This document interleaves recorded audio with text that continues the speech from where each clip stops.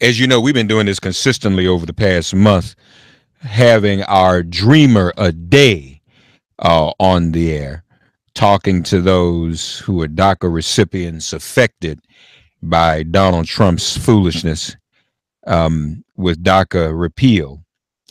So today, we're happy to speak. And by the way, folks, we're on FacebookLive.com, YouTube. No, sorry, FacebookLive.com. If we're on Facebook, I said FacebookLive.com. That's funny. She don't listen to me, but then when I say something, when I have a senior moment, she's all ears. She picks that up. She never doesn't hear that. It's because I'm concerned. Well, that's sweet. Facebook.com/make it plain. YouTube.com/make sure we're on YouTube, Andrew, as always. YouTube.com/make it plain. Check us out. How about that? All right. Joining us now is Dreamer Rodrigo Pimentel. Rodrigo, good morning. How are you? Good morning. I'm very good today. I am glad to be on, and I appreciate the opportunity to discuss my story and how it pertains to DACA and the DREAM Act today. Yes, Rodrigo, am I pronouncing your name correctly?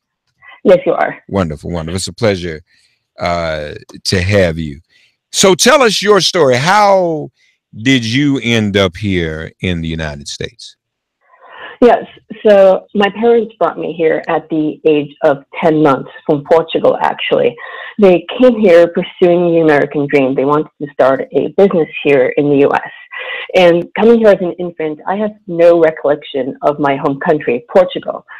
And my visa expired when I was a young child. And just like that, I became an undocumented immigrant. Because when you have no other family here, there isn't a clear pathway towards legal residency. And for most of my life, I've worried about documentation ever since I learned that I was undocumented. And I was around, I'd say, 14 or 15 when it truly hit me that I was undocumented, because people were talking about like getting their driver's licenses, and pretty much in 2012, that's when DACA was implemented, which gave me a huge relief of being able to actually apply for a driver's license and lead a normal life. Okay. Now, did you say your visa had expired? Yes, because I came here as I came here on a visa at the age of 10 months. Okay, I understand it. So your parents also came on a visa? Correct. All right. And so all of your visas expired? Yep. So was it just you? You have siblings? Were you the only child or what? Yes, I was the only child. My parents only had one, and they wanted the best future for me. And of course, they wanted to pursue the American dream here and start their own business in the United States. Okay.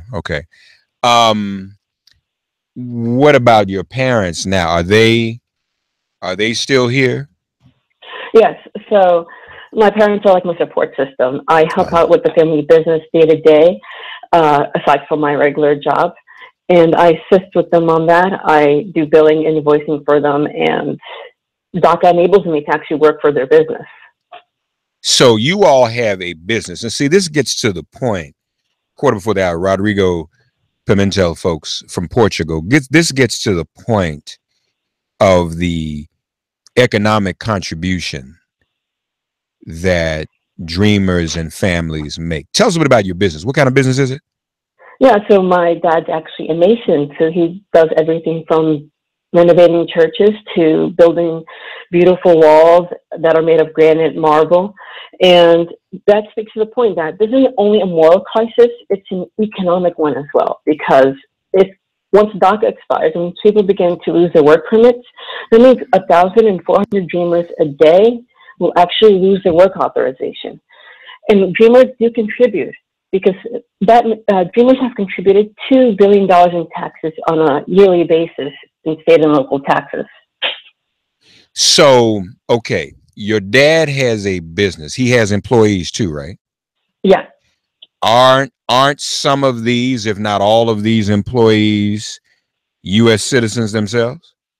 Exactly. And of course, they pay payroll taxes, they pay income taxes, they Right. spend the money they earn in the local economy, which contributes even more jobs and is a multiplying effect. Yeah. So they're making so that's something people haven't looked at. How many, if Donald Trump has his way and just deports everybody, how many Americans that would affect in terms of employment and economy? That's something that I'm certain Mr. Big Business, Mr. Deal, all the deal has not considered. Right. So in my case, that means at least 2 employees would lose their jobs, and I, of course, would be we'd perhaps lose our own home because that's where we operate a family business as well. Okay. So remember, undocumented immigrants are also homeowners; they're business owners, and that's something that usually gets lost in debate. Yeah, yeah. Rodrigo Pimentel with us, folks. Quick calls, 866-99-SERIOUS, 866-997-4748. Top of the hour, our own Zelina Maxwell's exclusive interview with Hillary Clinton. Stay tuned for that. So you work in the family business, correct? Yes, correct. And the business is doing well. Yeah, and that's how we were able to purchase our own family home last year, and we plan on growing our business. But with the recent rescinding of DACA, my own position is threatened. Yeah, yeah. So what's it like just going to work every day and carrying on a regular functioning life? What's it like for you, Rodrigo? Right. So it's like I wake up, I go to work, and I press on forward. But after work, that's when I get it together and I push on to get the community rallied behind this, because Congress needs to act as soon as possible. We don't have 6 months. We keep hearing, Congress has 6 months to pass this, but that isn't true. Anything that Congress passes will take time to implement, and that means dreamers will lose their jobs. That's a fact. And what I do is I host phone banks. I have people call their neighbors to activate them on this issue, to push our own federal delegation to put this up for an immediate vote. That's what I do, aside from work. That's what keeps me going. I noticed you also have written a piece at Al Jazeera, folks. We shared that link as well on our Facebook Live post. We'll tweet it out as well. You're actually the immigration coordinator for the Rhode Island Progressive Democrats, right? Yeah, correct. All right. Tell us what about that role. Yeah, so I actually began being involved in politics and, of course, elections at a very young age. When I was around 16, I used to do poll monitoring actually for the ACLU because I care about elections and getting people involved and making sure that their vote counts, even though I can't vote. It's like an important thing.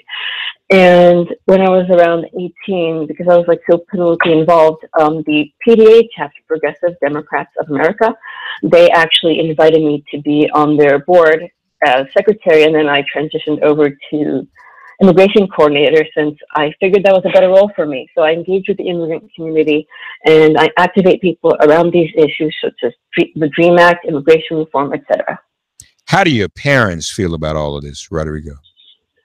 Yeah, so I'd say at first they were a bit apprehensive about me being so public about my status, but what I asked myself was, if not me, who will be public? Who will voice out and educate people on all these misconceptions surrounding immigration? If I don't speak up, how will people know that, okay, we're contributing back, that we have a business? So as soon as they saw that, okay, I'm not putting myself in immediate danger, they were more fine. They were like more comfortable with it. So were you in the shadows per se before DACA? Yes. So in high school, I was actually very apprehensive about coming out as an undocumented immigrant. And I did so actually, I believe in my senior year of high school, where we were writing our college essays and they had to be peer reviewed. And I was like so fearful of what like my peers were thinking in class. I know it's like, I'm not doing anything wrong. I'm not a criminal, but it's like I was still very apprehensive to let people know, okay, I am undocumented. And I came out because that's what I wrote my college essay about, being an undocumented immigrant. So that's how my peers found out and how I came out to my class in my high school. You mentioned your parents, Rodrigo, were apprehensive. And I'm curious about it because I've never asked this before. Yeah, sure. If you're a DACA recipient, as you are, and you fit that age group, yeah, If you come out of the shadows, isn't that a risk to dreamers' parents who may still remain in the shadows? Doesn't that kind of doesn't that run the risk of exposing the whole family? Yes, because they aren't under the protection of DACA. And with Trump's recent executive memorandum earlier this year, everyone is a deportation priority now in the United States, regardless if you've committed a crime or if you haven't. Everyone is a priority, which also speaks to the fact that if Congress does not act, that means, yes, DACA recipients are also in the same boat, and they are a priority for deportation. Yeah. Also, Rodrigo Pimentel with his folks. Also, the stereotype for the average immigrant or DACA recipient or dreamer or undocumented is Mexico or somewhere else. But you were all the way from Portugal. Your family immigrated here from Europe. They don't. Trump thinks everybody's MS-13. There's no MS-13 in Portugal, right? So you didn't, and you were 10 months old. So you weren't a member of MS-13 when you were 10 months old, I'm sure, right? Right. and I guess your parents weren't. Your parents, just for the record, your parents aren't an MS-13, right? You just want to. No, they're business owners. They're concerned about making ends meet. Right. Congratulations that they're not. So now that we've cleared that up. Tell me if it's any different from you being not being from one of the stereotypical countries when we think about dreamers and DACA, you coming all the way from Portugal. Yeah, so since I've spoken so much in public about this, people have actually told me go back to Mexico. I've had that actually yelled at me at protests. People making assumptions. Right. And I think it's important to remind people that undocumented immigrants are a very diverse group of people from hundreds of different countries, including Portugal, including Ireland, and especially here in the Northeast. That's where you will see many undocumented immigrants that aren't from Latin America or South America, that are from Asia and that are from Europe. Okay, right, and that makes a difference. So you going to work today, man? Yes, I am. All right. And you told me you just kind of keep pressing on. You go to work every day. What about your parents? How's work going for them? How are they functioning with you there, knowing your concern, knowing what could happen to you? What's their disposition these days? So they're pressing on forward on securing more contracts, doing more jobs, because we have a house to pay off, of course. And like any other American family, we have to work to make ends meet. And that's important that people realize that, yes, at the end of the day, we're paying taxes, we're contributing back, and that's what my dad is focused on and what my mom is focused on. It's to make ends meet and to contribute back and grow our business. All right. Very good. Rodrigo, it's a pleasure to meet you. I admire your courage.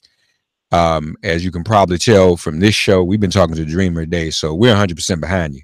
Let me remind everybody, go to dreamers.fwd.us, dreamers.fwd.us, see how you can get involved. Contact your member of the House and Senate. Say you want a clean Dream Act. You want a path to citizenship as well for young men like Rodrigo Pimentel.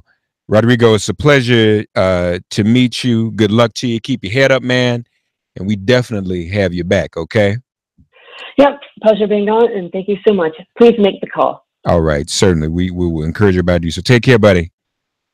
Take care. All right, bye-bye.